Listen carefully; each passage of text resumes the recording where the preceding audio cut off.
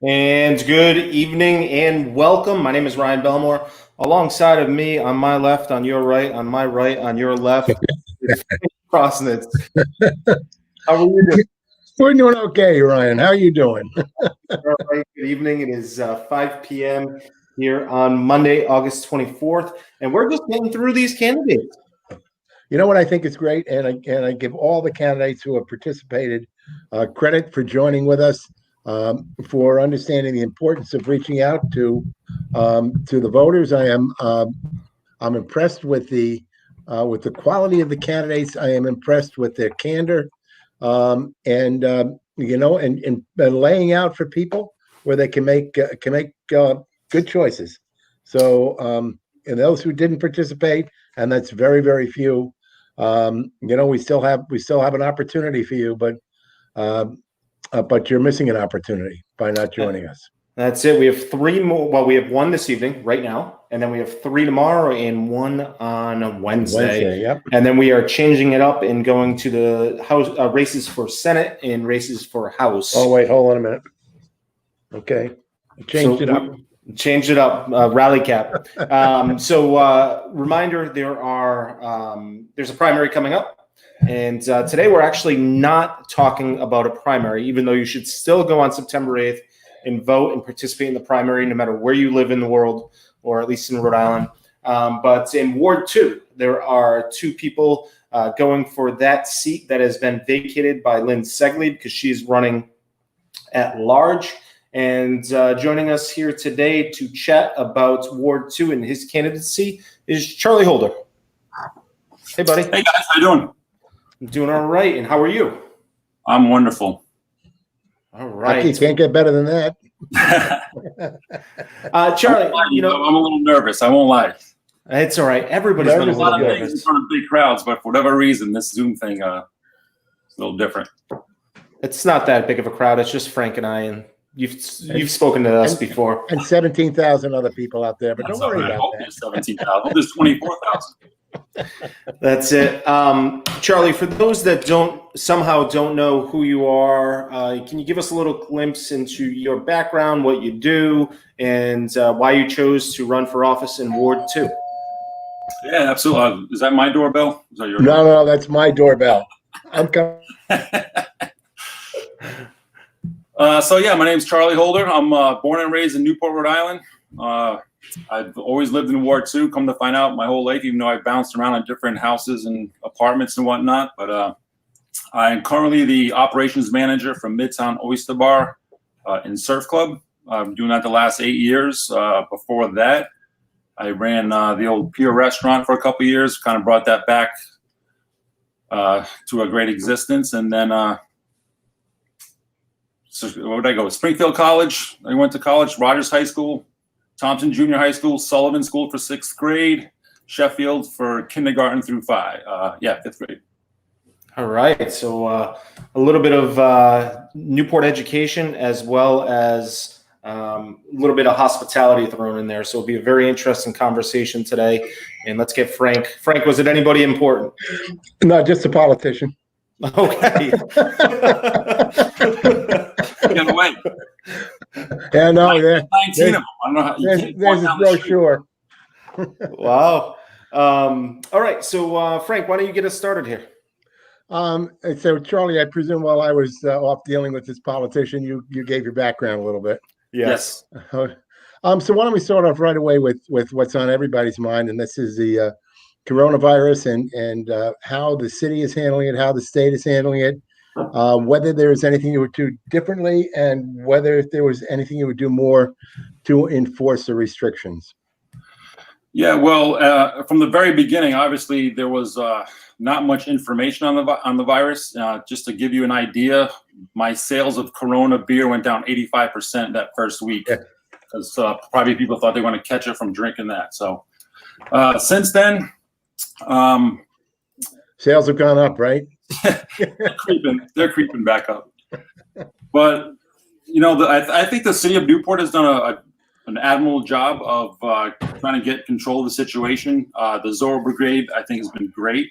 I think that's made a huge difference in the past 2 months that they've been out handing out masks So kudos to Susan Taylor and Lynn Segley and the rest of the gang for putting that on.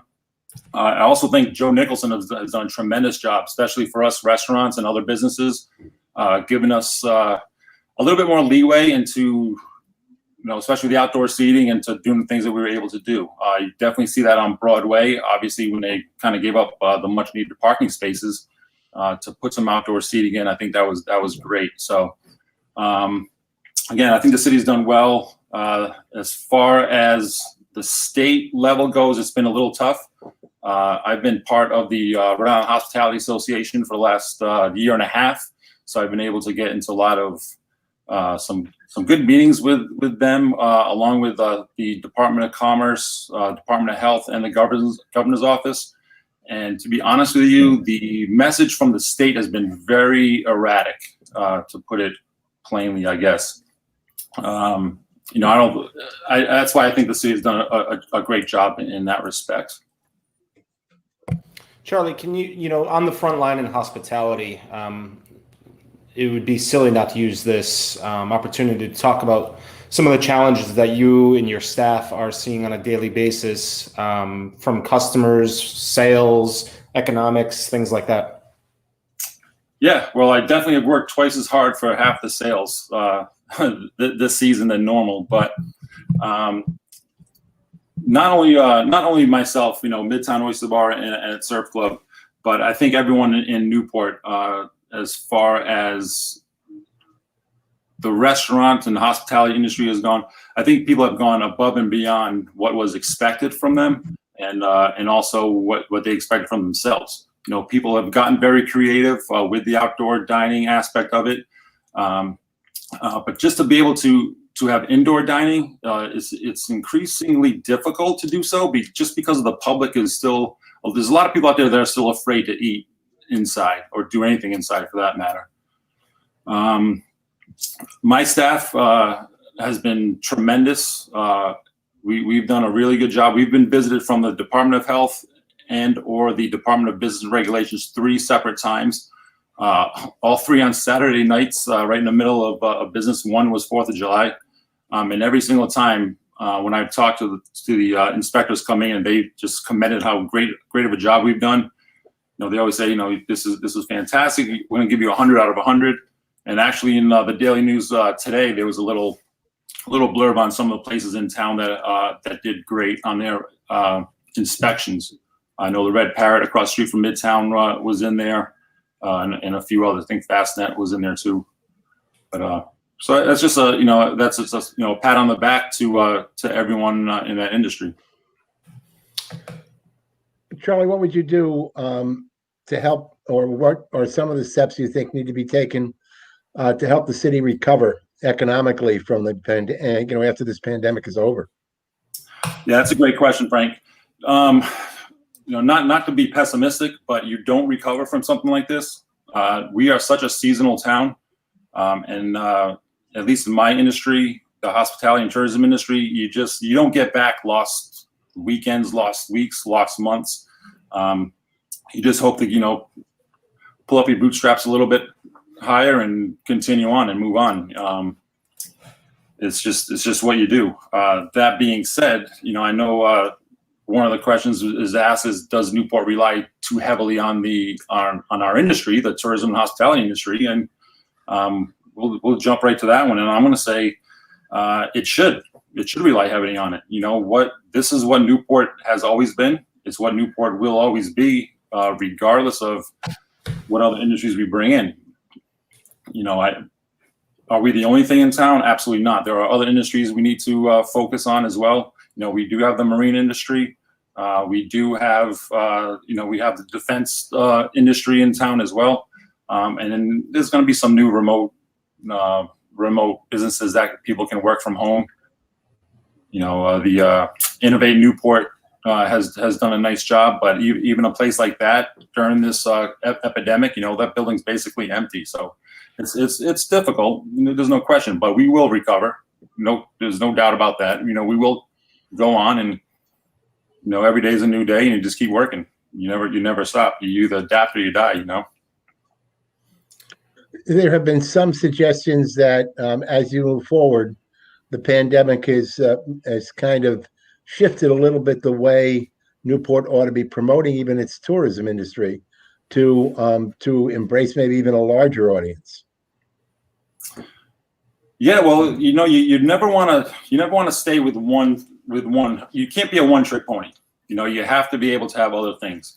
The lucky thing is, a lot of people think, tourism and hospitality, you're just talking restaurants and hotels. Well, obviously we have the mansions, but we just have natural resources that people can't get in a lot of places. We have, historical sites that people can come visit. There's just a lot to do. Museums are all over the place. We have the Tennis Hall of Fame. We're going to have the Sailing Hall of Fame, which I think is going to be a great addition to Newport. We just missed out on the Golf Hall of Fame, a few years back to St. Augustine's, Florida. So, Newport has a lot to offer, and it's going to take hard work. There's no question about that. It's not going to be easy. You can't rely on Mother Nature, and you can't rely on anyone else to do your work for you. You got to do it yourself. That's why I'm here with you guys. Yeah, Charlie, I think I was moving around a little bit, but I think we may have missed it, or I forgot to ask you. Can you explain why you're running for office? Yeah. So the last couple of years, I really got involved, more so on the state level. I got involved, like I said, Rhode Island Hospitality Association. I'm also involved with on the board of the Greater Newport Chamber of Commerce. I've done a little bit of work with Discover Newport as far as the Restaurant Week program goes. And the more I kind of sat in on meetings, the more I talked to people, the more I realized there's a lot of information out there that I really kind of wanted to absorb. And then last year, especially, dealing with the liquor license situation with the two new hotels that went up, food truck licenses, and the more meetings I sat in at the city council, the more I was like, where is the representation for the hospitality industry? People want to beat us up all they want, which is all well and good because we're too busy working to really get back involved. But people have reached out to me and saying, hey, you'd be a good voice. So I'm like, you know what? If not me, who's going to do it? So I said, let's do it. All right. Wanted to make sure we got that question in. Go ahead, Frank. Yeah. You mentioned nature before. Well, Mother Nature also has this thing called climate change, and clearly Newport is right in the middle of that. What do you see as the problems for Newport ahead, and what do you see as some of the solutions? Yeah, well, I was on a little conference the other day about climate change, and there were some interesting facts that were thrown out that I didn't kind of realize. But I think it's been since like in the last 100 years, the water sea level around Newport has risen, about 9 inches, I think it was, which it might not seem that much, but in the scheme of things, it's huge. And you see it on certain areas of town. Obviously, the Point section is very big, being one of the oldest historical parts of town in the country, for that matter. But it's without sounding, I don't want to sound too crass or anything. But as you guys probably know, like a lot of Newport, especially on the west side, was built up on a lot of landfill. Back in the days, the wharfs used to come right up to just behind where America's Cup is now, and I mean now they're pretty back out there. So over time, things are gonna, the water's gonna creep up, and things are gonna start to sink a little bit. So if you're a homeowner and you're in that, you find yourself in that floodplain, you have to do certain things. You either raise your house up on stilts. You come up with a couple other ideas. Maybe you have the what do they call them? They have almost like bougie, put your house on in some places. They have a lot of different plans for flooding and whatnot. That's just the water. My issue actually with the climate change is it might be a little bit different than most people in town. My concern is that the temperature of the water has been rising. So What does that mean? Is it warmer to swim in the summertime? You know, might not be that much of a difference to us, but like to the fishing industry, it's been huge. A change of fish stock for sure.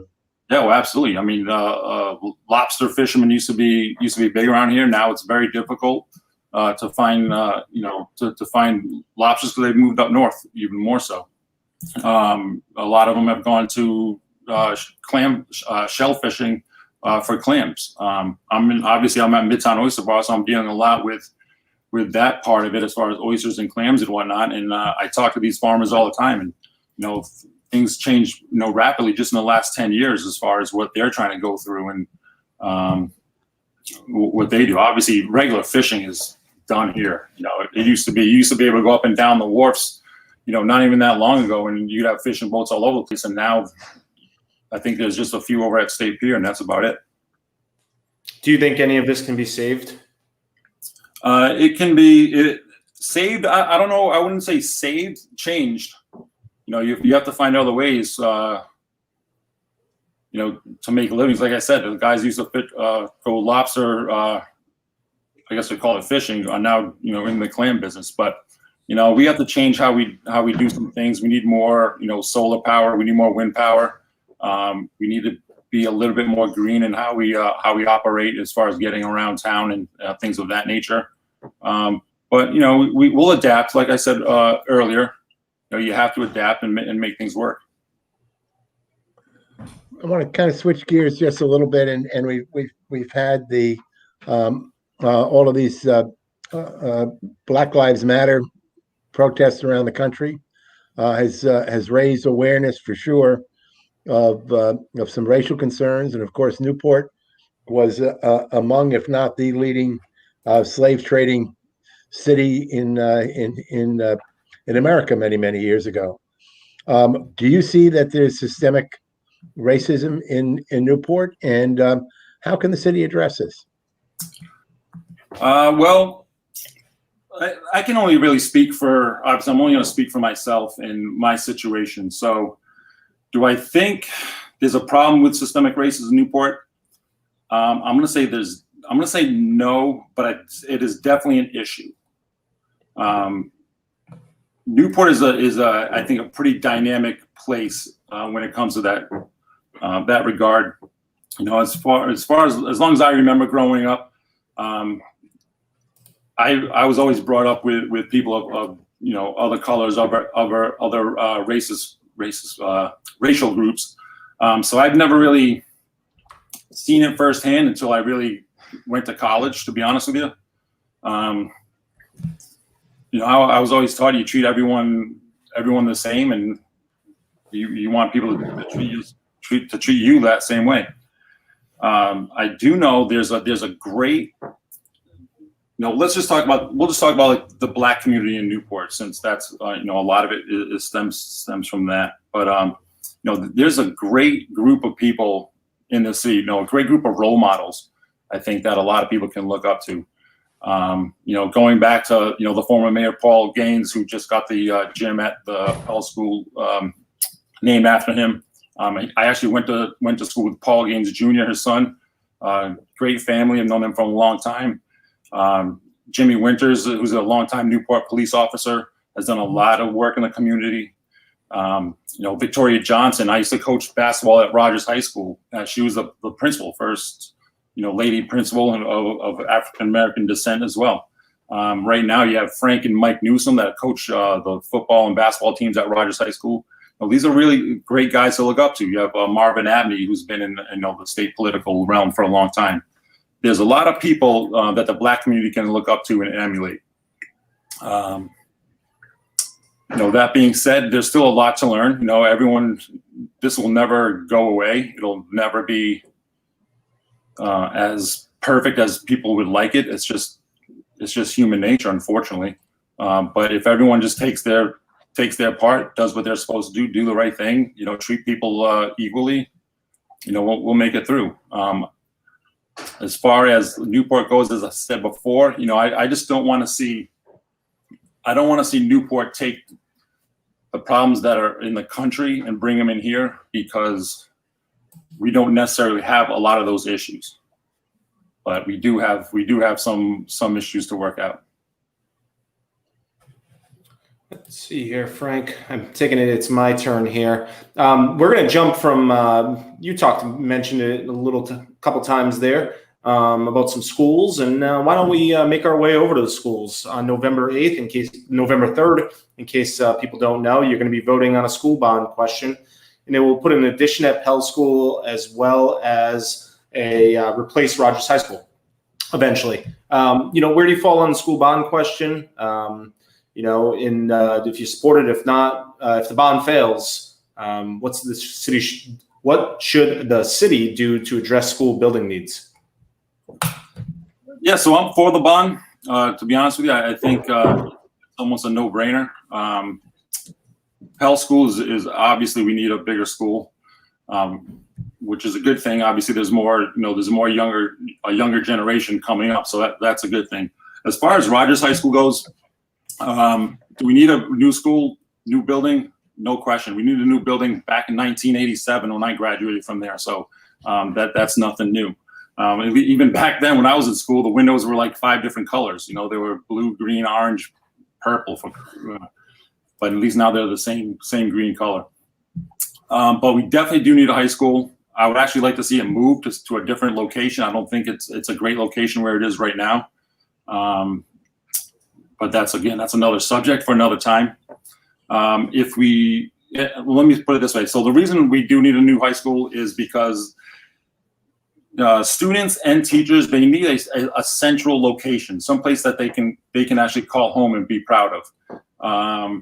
Some people say, if you have a shiny new building, it's gonna be great. People are gonna learn more. The kids will be more excited to go to school. I don't know if that's true or not, to be honest with you. I think there's a lot of different variables that go into that. But I do know if we have a state-of-the-art high school where teachers have all the access to everything they need, all the modern equipment that they need, and the kids are going to come to school and knowing they don't have to worry about, leaks in the roof and cold drafts coming through the windows and rodents running across the floor or what have you. I think it makes a more of a positive learning situation. But that's not a cure-all for our educational issues in town by any means, but it's definitely a first step that I think is a major one to take. Charlie, as a graduate of Rogers, I wonder, you said it was bad then, it's not any better now, obviously. Why do you think we got to where we are with the condition of the school? I don't know the answer to that, Ryan, to be completely honest with you. I'm sure there's a lot of factors. Obviously, money is the issue all the time when it comes to those things. I think, at that point, when I was back in school in Newport, we had one high school, one junior high school, but then I think there was 5 or 6 elementary schools. So we had money. The city had money back then to have, like I said, I think it was like 8 total schools in town. So they had money to keep those up. Obviously, we went down to just one elementary school, but I'm not sure where they went wrong, to be honest with you. It's too bad, but again, things like that happen. But we're at a point now. It doesn't matter what happened back then, or we have to deal with what we have right now, and that's, like I said, we definitely need a new school. The regionalization question shouldn't even be on the table at this point. I don't think anymore. I think we've tried that. It would have been in theory. I think that would have been great to have one high school on the island. From an athletic standpoint, we would have had a dominant program that nationally probably with all the talent of the kids that we have going through here. But just academically, I think would have been really, really strong because it would have brought more challenge to the kids. If the bond fails, Charlie, do you think the merger route should be pursued again? It should always be pursued, no question.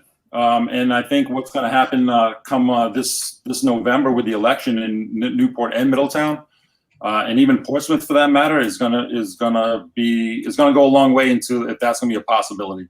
There's no question. I know there's a lot of people in Middletown that are upset that we're not even talking about it. Never mind Newport. I know Newporters are upset about it as well. I just think, unfortunately, sometimes the adults get in the way of what's best for the kids. Let me ask Charlie, you. go ahead, Frank. Oh, Give yeah, let let me more. ask, and then I gotta sneak off here in a minute.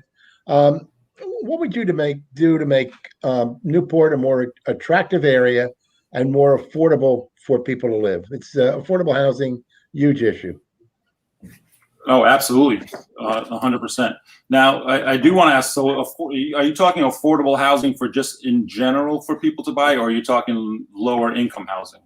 Well, affordable housing is pretty much defined as I understand it, of when you pay 30% or less of your income for housing. So there are a number of people. Newport happens to be one of the few communities that has met the 10% threshold that the state has for affordable housing.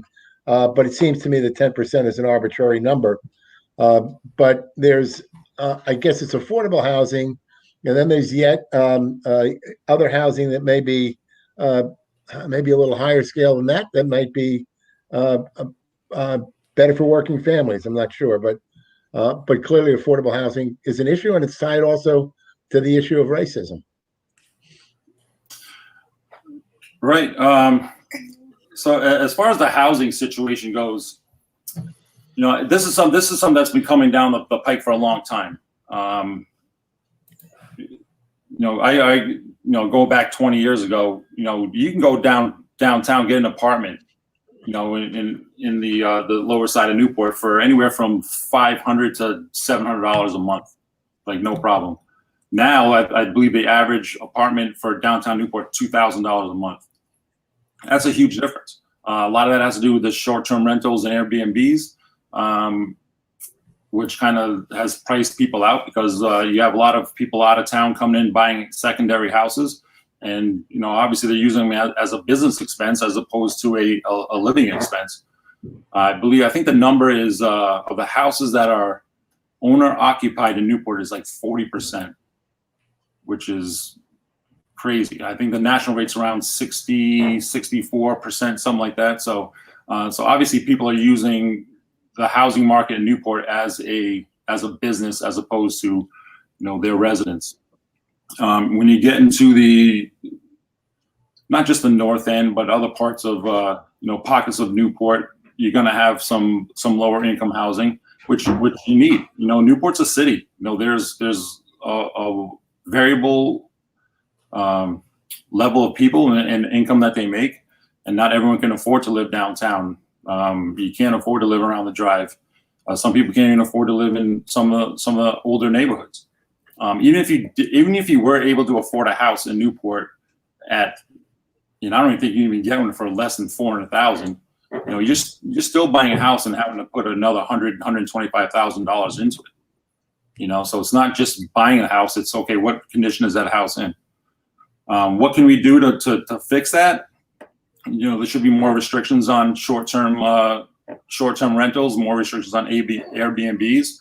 I would like to see more of a lottery plan put in for Airbnbs and making sure they're all licensed, because I think the city's missing out a lot of money from those houses. There's, maybe we should take an inventory of some property that we have around town to see what we can do to make some affordable residences. Not everyone needs to buy a house per se, but it's nice to be able to live in your own apartment or your own house rather than live in any kind of subsidized residences. I don't mean anything against anyone living in any kind of Section 8 situation or subsidized rents. That's what they can do. Then, I think it's great for anyone to own anything at this point. And Charlie, what do you think would be the best use of the north end for everybody in the city? What would you like to see built in the space that may become available in north end, the bridge ramp realignment, Carpianato, former Newport Grand? What do you think would be best use of that land up there? Yeah. Well, I think first and foremost, whatever happens with the north end and whatever road we go down, I think it's important for the residents of the north end and that community in that part of town to be at the table to have a say in what happens. I know there's a lot of hands are tied because there's a lot of the properties. The Carpinato Group obviously owns the Newport Grand property, so they're going to be allowed to do with it whatever the zoning allows at that point. But I really think it's important for the residences in that part of town to be able to say, we'd like to see this or like to see that. Because if that doesn't happen, then things are going to get away from us quickly. And what I don't want to see is that part of town, turn into kind of like a runaway retail, almost like maybe like an outside mall. I would hate to see that happen, because you're going to lose, the cultural integrity of what's up there.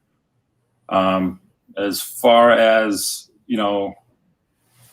I'll say this, and I'll probably ruffle some feathers by saying this, but the hospitality person in me and the Newport hospitality person in me, I think there'd be a great spot for a convention center, to be completely honest with you.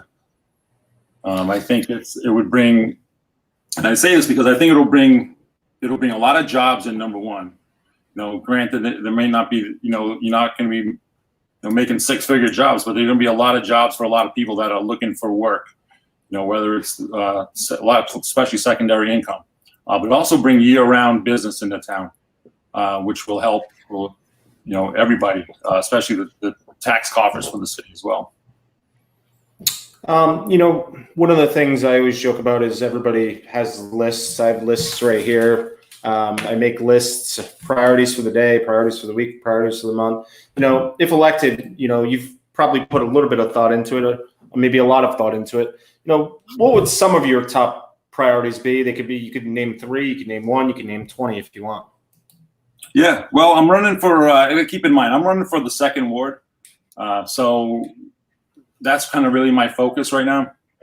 Obviously, I know I have say in what goes on in the rest of the city, and if I'm lucky enough to have the opportunity to make those decisions, I'm all for it.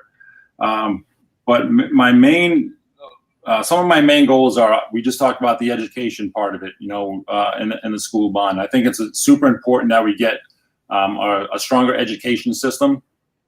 And again, tying into my hospitality background, the Career and Technical Center, I think is a big jumping off point for us, because I think it'll give us a chance to, to get kids, to groom them. They have a culinary classes there. They have advertising and graphic classes there. They have a few other great programs that would do really well. I think if we kind of grab a hold of the kids when they're at that age, we can get them into the hospitality industry. We can get them into the tourism industry in town. I think that'll help to create a more dynamic group of students. The other thing, I think traffic is an issue, a major issue. Obviously, when I say traffic, that's not just downtown. I think the residential areas, it's an issue. Again, being in Ward 2, that Memorial Boulevard throughway is very difficult to traverse right now. We've had accidents. So unfortunately, we've had a couple deaths in the recent couple of years. That's a major issue as well. And third, I think, I know Frank asked earlier, how do we make the city more attractive? I think one of the ways we do it is just going about this, the trash program that we have in town. I think more businesses and more just people in general, along with the city, need to work together to make Newport a cleaner place. That goes just for your normal physical trash. Plus, obviously we're dealing with the amount of cars that we have. I think a parking garage would be a great start to helping alleviate some of the traffic in town. The Gateway Center might be a good spot to have a parking garage there. I've seen it done in Portland, Maine. I've seen it done in Naples, Florida, where they have 4 or 5-story parking garages that are right, they're right in their downtown area, but they're built with a nice aesthetic, so it blends into the surrounding area, so it doesn't look like such a blight, like some people would think they are. since you announced, what have you been hearing from people and from Ward 2? All good. I tell you, I've been very happy with the feedback I've gotten. Obviously, again, jumping back in my restaurant background, one of my reasons of going is just to try to give a voice to not just restaurants and hotels, but also any businesses in Rhode Island. I mean, in Newport, I think it's extremely important that there is a voice on the council for those people. And I think it's a good opportunity, and you know better than I do. You were talking about there being systems in place where graduates from Rogers or the technical center could come up and get into hospitality. And, sometimes people, I think, in my opinion, may look down on hospitality and tourism and think of it as a low income job, where I have friends who work in that industry who make far more than me. And, there's lifelong people in that industry who love it, work the hours they want, travel when they want, and make a good amount of money. Yeah, well, absolutely. I didn't grow up to become a restaurant worker by any means, or manager for that matter. I actually went to school to become a teacher.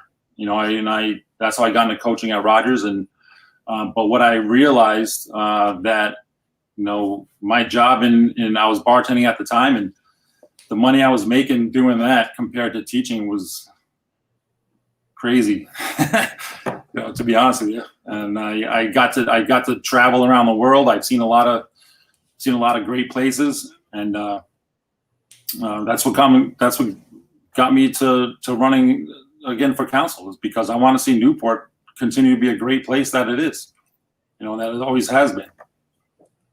Any quick ideas or answers on some of the issues that have come up recently in the hospitality world in regards to how do we fix liquor licenses, new hotels on the waterfront, any of those bigger issues that have come up that you've had some thought, or think of a way that there's to fixing them? Well, if you say fix them, then you're assuming that they're broken. So sure, I don't know. Things have to be changed. There's no question. So let's talk. We're going to talk about the North End again. If let's say Carpinato builds their little mini Newport in the North End. Okay, so they want to build a couple hotels. They want restaurants. They want like lively entertainment places. So where are those licenses going to come from? With the Hammett's Wharf Hotel and the Brent Hotel, they had to go through after a lot of that's a lot of discussion, I'll say, going back and forth. They ended up buying 2 licenses and get them transferred. So they went down, I think, what was the correct path at that time. So I don't see how the city can turn around and just open up new licenses for what could be 3, 4, 5, 6 places. I'm not sure how that's going to work. One idea I do have, though, if that's the direction that the city wants to go, maybe there should be a separate zoning for that license in the North End, where it can only stay in that part of town, similar to what they have for the BT license for hotels, where they have to be basically in a hotel. They can't just be transferred around to anything else. I will say this: I took a tour of the Hammett's Hotel the other day. I took my staff from both Midtown and Surf Club. We got a tour over there, and that place is just exquisite. What an unbelievable job that they did with that hotel. And we're right next door at Surf Club, and so we got to see it go up. And at first I'm like, wow, that's pretty close to the outside bar, and that's pretty close to the street. I don't know how that's going to work out, but you let them go through, you let them build it, and then just to see the final design of it, is just fantastic. You get to go up the stairs, go outside in the little public walkway that you never would have got to see before, and be able to be up top and look over the water it's awesome. It looks like it's been there for years. They did a really nice job. I haven't been to the Brent Hotel yet, though. So I haven't either. I've got to stop in. I think they're under a soft opening, or they're open. I just haven't been able to pop in there yet. Election season. I know there's a couple other hotels being talked about coming down the pike here, and for the record, I am obviously a hospitality person, but that doesn't mean I want hotels everywhere downtown on the waterfront at all. I think we need to be really smart on how we go forward, and kind of pick and choose where we put where hotels are allowed. Whether that changes the zoning or not, that's another story. But as of right now, unfortunately, or fortunately, depending on how you look at it, property owners can, if they're zoned to put in a hotel or wherever they want, there's not much we can do about it. You just hope that we're smart as far as the dynamics of the hotels, and make sure they're going to help with the city, and water issues and sewer issues and parking and traffic and et cetera, et cetera. I know you haven't been on the council yet, but one of the questions we've been asking, which has been interesting, is I think it's 10 years, the city of Newport has to do a charter review. It's somewhere around there, and one has to come up soon. So, one of the things that, some of the things that people have brought up is currently city council members run on 2-year terms, maybe going to 4-year terms, maybe be making it, instead of calling it mayor, calling it president. So that way it's less confusing. Instead of having a city manager, having a strong mayor that's elected by the people, having term limits, having 7 different wards, all of these different ideas. Anything you see from the outside looking in right now that you'd be like, I think this is a good idea? Yeah, I definitely have thought about that. If I think there should be it should be a 4-year term. Just kind of like you have with I believe the governor has a 4-year term, obviously the president, but that gives you time to get things done. I think 2 years is pretty quick. I've talked to a few of the council members right now, and that's kind of like the feedback I've gotten, and it's true. I mean, I said I was going to run in June, and I'm thinking, I'm like, oh my God, I got so much time to worry about this campaign, and now I'm like, oh my, the primary's in 2 weeks, and right after that, I know the elections come up quick. As far as the mayor aspect of it goes, I think they need, if nothing else, they need to change the way they vote for the mayor. I've known this and heard about it for a long time, not just this last few months, but how they vote for the mayor, I think, is just kind of backwards. Doesn't really make much sense. If you have 7 people on the council, but only 4 of them are allowed to decide who's mayor, and that's only because they run in an at-large situation, I think that's I think that's something that could be worked on, made a little bit better. And that's and I'm not sure you need wards, to be honest with you. I think I'd rather see just 7 at-large candidates, battle it out for the city council seats. I think that's the best way to go. It would be one thing if we were in a big city with 100,000 people. We're in small little Newport, Rhode Island. Even though we're a city, we're 25,000 people. I think only 15,000 or something, 16,000 registered to vote. I don't really think we need the wards, to be completely honest with you. Interesting. I always it's fun to hear everybody's thoughts and answers there. Everybody has something different. If you were on, I know that I don't want to interrupt, but I've also heard about term limits. People think there should be a term limit. If I'm lucky enough to make city council, I would definitely say there's no term limits. Should be a city council as long as you can. But that way, if you have term limits and you have people that are doing a really great job, say if you had a 2-term limit, if you have somebody that's doing, or a whole group of people, that if they're doing a great job for their 2 terms, I don't understand why you would want to force them out just because their time is up. Because you don't know who you're going to bring, who's going to be taking their spot. Doesn't necessarily mean they're going to do the same great job. That's why we have a democratic voting situation. If the people aren't doing a good job, you vote them out. The people get together and make say.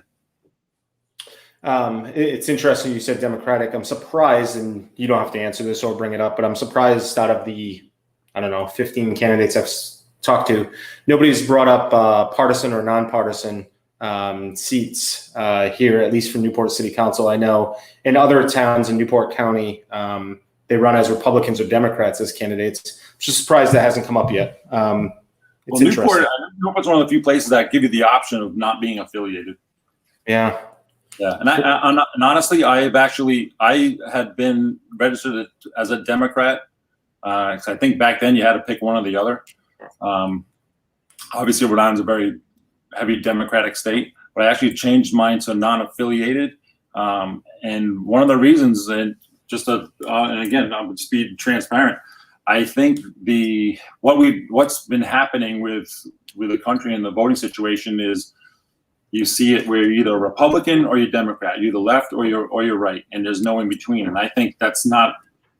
I think there's a better way. I think there has to be, something more in the middle. It can't be one or the other, because nothing gets done.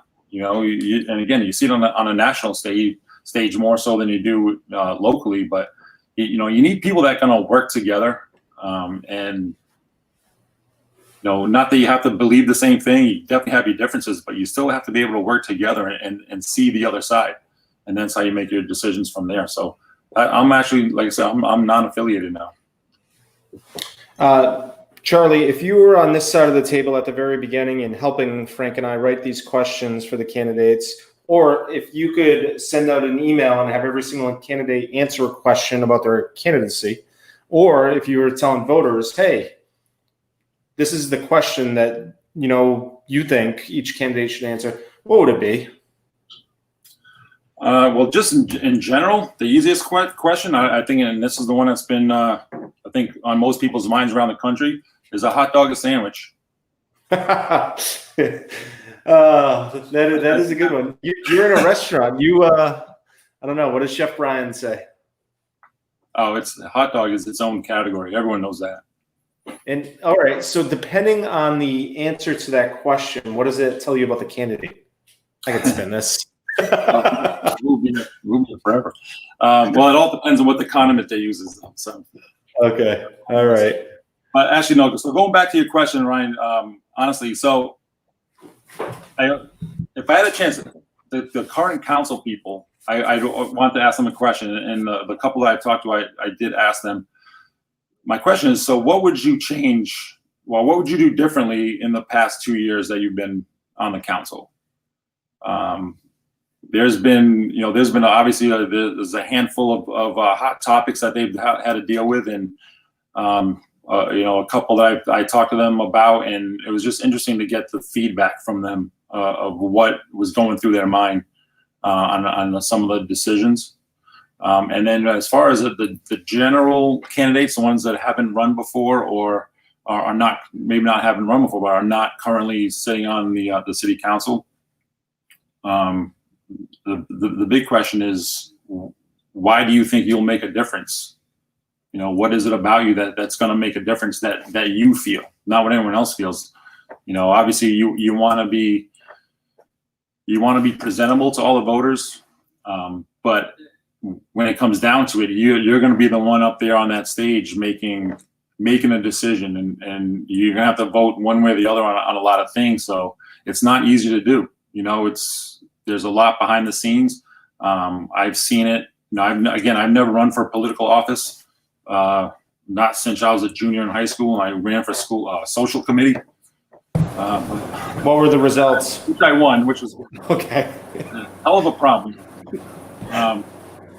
But I think to be on a council like this, on a board, or whether it's a city council or a group you're on, you have to be able to make tough decisions, and you have to be able to go home and sleep at night after you make those decisions, and realize you're not going to please everyone, but you're doing what's in the best interest for the city. In my case, all I care about right now is the second ward and the folks that live in that ward, and I'm going to do whatever I need to do to make it the best ward in town until further notice. I threw you a question right back at you. What's that? Oh, why do I make a difference? Yeah, I just said it. And you answered it while I was typing it up. I wasn't quick enough. Yeah, and it's, again, I'll make a difference because I know I can lead. I've done it before, and I'll continue to do it, and I know I can make a difference. But also, for the last, as I said earlier, last year and a half or so, dealing with the city council meetings I've seen, I know what's lacking there right now, and I can definitely help it out. I can definitely fill a void. Me and 6 other, similar-minded people, I think would be the best. And I've seen you sitting next to me at many Newport City Council meetings when we could sit there. I'll remind everybody that this Wednesday at 6:30, you can watch or participate in City Council meeting online. Everybody should get involved, and this will be my daily reminder that there are many boards and commissions that need your help, need your support. There's hospitality commissions. There's a lot of commissions. Get involved in one way or the other. Charlie, this is a tough one here. What do you love about Newport? Why do you call it home? How much time do I have? Yeah, I'm free for the rest of the night. Tell you a tale. No, so I tell you what. So I grew up in Newport, born and raised, and I think I'm extremely lucky that I was here. I think my parents, I think my grandparents before them, and however long down the line it took for us to get here. But Newport's an unbelievable place. It really is, and I know I've been lucky enough to get out and do some traveling. And to be able to come back, you drive over that bridge coming into Newport, over the Newport Bridge, and I still can't call it Pell, but it's Newport Bridge. You come over and you're looking out, and it's one of the most beautiful scenes you're gonna see, in the world. Never mind the country. It's breathtaking. And then you have, just the groups of people, the dynamic groups of people that you have in Newport, and you have everything. Like you go down, you just take Broadway for example. If you took Broadway and nothing else in town, you would fall in love with the city, I think, automatically. Downtown is known as the heart of Newport, but Broadway is definitely the soul of Newport. You have it all. You have obviously great restaurants, cool bars. You have some cool architecture with just the city hall building itself. You have unbelievable history with the Colony House, the courthouse, Washington Square, and what's been done on that, or done there over the years with going back from the 1700s on. You have just so much. You have poor people on Broadway, obviously sitting there. You have rich people. You have everything. It's just a great section of Newport. I love it. But also, I'll call it home because it'll always be my home. Just because my family's here, my friends, but there's so much vibrancy. I don't want to bring it back, into a negative term, but when we were talking about the question about when we talk about the Black Lives Matters movement and things like that, it's like you have all those people. You have a great Latino community now in Newport, especially on Upper Broadway. You have the Black community. You have a Caribbean community. You have a Portuguese community, Greek, Irish, Italian. You name it. There's a community somewhere in Newport, and you can get all the culture you want in 3 by 7 mile radius or whatever the size of Newport is. So I'm passionate about Newport. I love it. And like I said, and that's why I'm running for city council, because I want to see Newport continue to be better, to continue to be great. I don't want it to become another Atlantic City. I don't want it to become a sleepy little fishing village or somewhere. I want it to be what it is, and that's just a place where people go because it's fun, it's beautiful, and it has great citizens. A reminder, Charlie is running for Ward 2 on Newport City Council. You will not see him on the September 8th ballot, but you should go still. Many people have already begun voting. You should still go participate ahead of time in the primary on September 8th. In Ward 1 and Ward 2, you have 12 city councilors looking for your vote. And then in Ward 3, you have 12 city councilors as well as 3 candidates running for Ward 3. So you'll see Charlie on the ballot on November 3rd. Charlie, any topics, issues, anything you wanted to dive deeper on, or anything that we missed today? Oh well, yeah. There's a ton, but we're not going to be able to get them all in tonight. But I do want to say, just a couple things real quick. So again, anyone that's listening, any Ward 2 voters, it's myself and Kim Salerno that's running. You can't go wrong with either one of us. I know Kim's a hardworking lady. She's the head of the planning board, and she's done a lot of great stuff. But you have 2 great candidates, and I think that's important. And it goes for the rest of them as well. I think there's 19, I think, total. Is that right? 19 total candidates for 7 seats on the council. And I don't know why all of them are running and why there's so many, but I think it's fantastic that so many people are getting involved, and there's a lot of new faces. And because what it does, and I don't know what's going to happen. There's going to be at least one new person on that council. I hope it's me. But even if it is just one new person, and the 6 of the current city councilors now, I think it's really going to light a fire under them too, to become better, and not to be stagnant, and maybe work together a little bit better than the past 2 years have been. And who knows, 2 years from now, maybe there might be 25 people running. It's great to see that people are actually getting off their butts and wanting to do something. And thanks for bringing that up. I usually ask that question of, why do you feel like 19 people are running? So I appreciate you shedding some light on that. I haven't done this for many, but I thought this was very cute. My number 1 fan. That's it. And so anything else that we missed? I still have to earn her vote, by the way. You probably still do. I know, no question. Yeah. My dad told me yesterday he's already talking about me putting up stop signs near their house. So. Oh, there you go. And I'll tell you, you can name your 3 priorities. On any given day, the priorities change because there's a stop sign out, or there's many other things. And it is serving the needs of voters and residents and business owners and visitors of that ward. Charlie, did I miss anything today?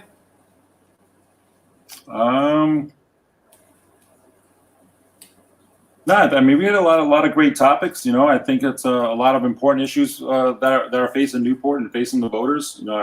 Should be a great turnout. I think September 8th is going to be a great turnout. I had to change the time of my fantasy football draft that night, so nice. Make sure I get in there. But I hope people want to. Oh, go ahead, Charlie. I'm sorry, I cut you off. No, you're good. If people want to get a hold of you, talk to you about anything you said, talk to you about it, your campaign, candidacy, best way to reach Charlie Holder. I just come down to Midtown. I'm pretty much always there. All right.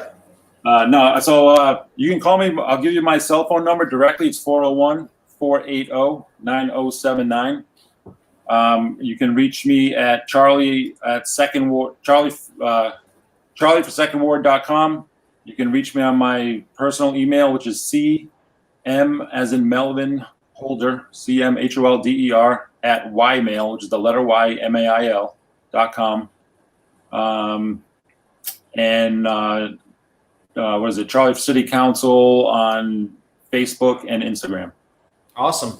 Lots of ways to reach out to you, and we will share that information as well on our website. And if people miss any portion of this video or any other video we've done, or the remaining 4 that we have to do, you could always rewind, go back, compare, contrast. We're bringing the horse to water. Now we need you to drink the water, which means being an informed voter on September 8th, November 3rd. As I keep saying, know why you're voting for people. Don't just do it because of the person's name rhymes with yours or whatever else it may be. Cool, Charlie. Well, that's going to do it. So I appreciate you taking the time to join us. I know you are a very busy man, and an hour out of your time on a Monday night is precious. So we appreciate it. Let me just add, Ryan, I think what you guys have been doing is just exceptional. Kudos to you. You should win some sort of award for this, because the time and energy I know it takes for you to do something like this is unbelievable. So thank you so much for including myself and everybody else, and I wish you the best, and congratulations on the best of winner I see back. Best we'll find out on Thursday night, so we'll see. There may be some celebrating. Who knows? We got one for Surf Club for something. So. All right. Well, excellent. We'll be the same 2020 alumni class for best of winners. So. All right, buddy. Well, we will talk to you soon. Best of luck on November 3rd, and we will talk to you very soon. All right, Ryan. Thanks a lot. Have a great night. All right. That is Charlie Holder, who, again, is running Ward 2, Newport City Council. He will appear on the ballot on November 3rd. And, again, if you want to rewatch this video, if you want to see his election profile, you can visit whatsupnewp.com. You'll see Newport City Council voter guide. We also have a video voter guide. We have 3 more candidates coming up tomorrow who we will be chatting with. And let me give you that schedule because I can't keep up myself. Tomorrow, we are chatting with Catherine Leonard, who is running for Ward 3 at noon. We are chatting with Olga Enger, who is running at large at 3 p.m. And we are chatting with Derek Brinken, who is running for an at-large seat at 5 p.m. And then we will wrap up our video series on Wednesday when at 11 a.m. we chat with Kevin Mashad. So that is a look. You can go back and look at 16 videos that we've already done. And hope you enjoy it. Hope it helps you make informed decisions. That's going to do it for us today. Thanks for watching.